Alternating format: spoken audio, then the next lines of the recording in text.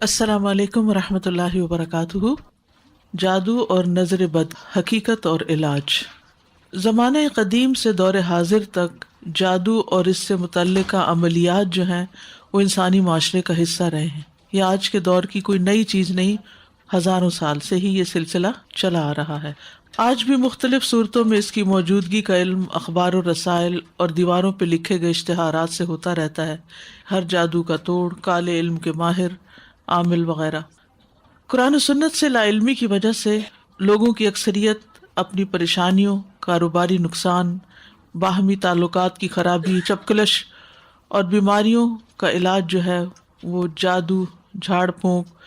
اور منتر اور تعویذ گنڈوں کو گردانتے ہیں۔ یعنی جب ڈاکٹر سے علاج کر کے تسلی نہیں ہوتی تو پھر ان رستوں پہ چل پڑتے ہیں اور ان سے علاج کرنا شروع کر دیتے ہیں، اور اس کے لیے وہ عموماً جعلی عاملوں کی طرف چل پڑتے ہیں جو روحانی علاج کا جھوٹا دعویٰ بھی کرتے ہیں، انسان کا ایمان بھی خراب کرتے ہیں اور صحت نام کی بھی کوئی چیز حاصل نہیں ہوتی۔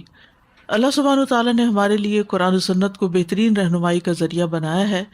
اسلام میں جادو کا علاج موجود ہے، لہٰذا پہلے تو اس کی حقیقت کو جاننے کی ضرورت ہے اور اس کے بعد قرآن و سنت کی روشنی میں علاج کی ضرورت ہے، اور بجائے اس کے کہ انسان دوسروں کے پاس بھاگتا رہے، سیلف رقیہ اور دعائیں پڑھ کے اور اللہ کا ذکر کر کے ان چیزوں پر قابو پا سکتا ہے۔ جادو جو ہے یہ اردو زبان کا لفظ ہے، عربی میں اس کے لیے سحر کا لفظ استعمال ہوتا ہے۔ سحر کا لغوی معنی ہوتا ہے دھوکہ دینا، ہیلا کرنا، حقیقت سے پھیرنا، باطل کو حق کی صورت میں ظاہر کرنا، یا کوئی چیز کسی کے سامنے ایسی ملمہ سازی کر کے پیش کرنا کہ دیکھنے والے حیران اور ششدر رہ جائیں، یعنی لوگوں کو ورطہ حیرت میں ڈال دے وہ چیز۔ تو علماء نے جادو کی مختلف تعریفات کی، یعنی اس کو ڈیفائن کیا کہ یہ ہے کیا۔ تو وہ سحر کا جو معنی بیان کرتے ہیں، امام زہری کے نزدیک جادو ایک ایسا عمل ہے جو شیطان جن کی مدد سے کیا جاتا ہے، یعنی ایسا طریقہ ہے انسانوں کو نقصان پہنچانے کا کہ جس میں جنات سے کام لیا جاتا ہے۔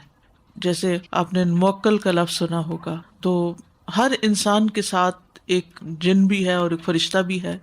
تو انسان کے ساتھ جو جن پیدا ہوتا ہے، یعنی جس دن انسان پیدا ہوتا ہے وہ بھی ساتھ پیدا ہو جاتا ہے، تو وہ ڈے 1 سے لے کر آج تک کے سارے حالات آپ پر جو گزرے ہیں وہ سب کو جانتا ہوتا ہے۔ اب اس کا نتیجہ کیا ہوتا ہے کہ جب دوسرے جنات کو اس شخص پر مسلط کیا جاتا ہے تو وہ اس سے اس کی زندگی کے سارے حالات، واقعات معلوم کر لیتے ہیں، اور پھر اس کے مطابق اس کو نقصان دیا جاتا ہے یا اس پر اثر ڈالا جاتا ہے، یا پھر اس سے متعلق خبریں معلوم کی جاتی ہیں۔ امام راضی کے نزدیک جادو کا تعلق ہر اس کام کے ساتھ ہوتا ہے جس کا سبب پوشیدہ ہو، یعنی وجہ نہ پتہ چلے اور اس میں دھوکہ دہی نمایاں ہو۔ جساس رحمہ اللہ نے جادو کی تعریف یوں بیان کی ہے کہ ہر وہ کام جس کا سبب، یعنی چیز نظر تو آتی ہے، اس کے پیچھے وجہ نہیں پتہ چلتی، اور ذریعہ مخفی ہو، یعنی چھپے طریقے سے کام کیا گیا ہو، اور تصور میں اس کی حقیقت سے ہٹ کر کچھ اور آتا ہو، یعنی چیز کچھ ہو لیکن وہ ہمارے امیجنیشن میں کچھ اور بن رہی ہو، یہ ملمہ سازی اور دھوکہ دینے کے قائم مقام ہوتا ہے۔ جیسے قرآن مجید میں آپ پڑھتے ہیں کہ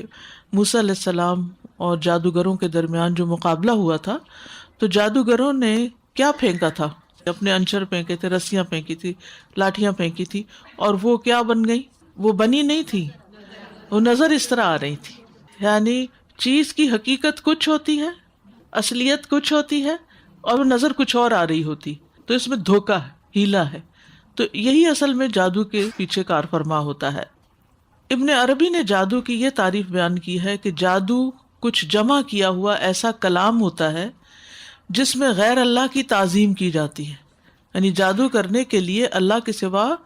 دوسرے بتوں یا شیطانوں یا اور ہستیوں کی تعظیم کی جاتی ہے،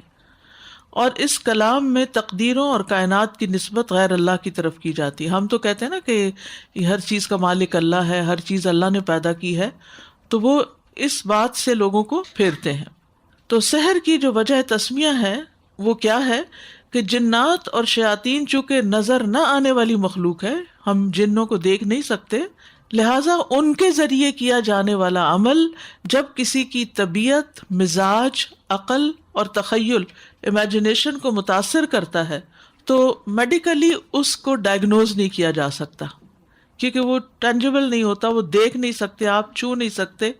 اس کو کیچ نہیں کر سکتے، وہ کسی مشین میں نظر نہیں آتا، تو پھر پتہ نہیں چلتا کہ اس شخص کو بیماری کیا لاحق ہے۔ اس طرح کے عمل جو انسان کی طبیعت پر، اس کے مزاج پر، اس کی کیمسٹری پر، اس کے عقل پر، اس کے امیجنیشن، ہر چیز پر اثر انداز ہوتے ہیں، اسی وجہ سے اس کو سحر کہا جاتا ہے۔ سحر بیسیکلی کیا ہے؟ چھپی ہوئی چیز جو نظر نہ آئے، نہ اس نیکڈ آنکھ سے نظر آئے، نہ کسی مشین کے ذریعے نظر آئے،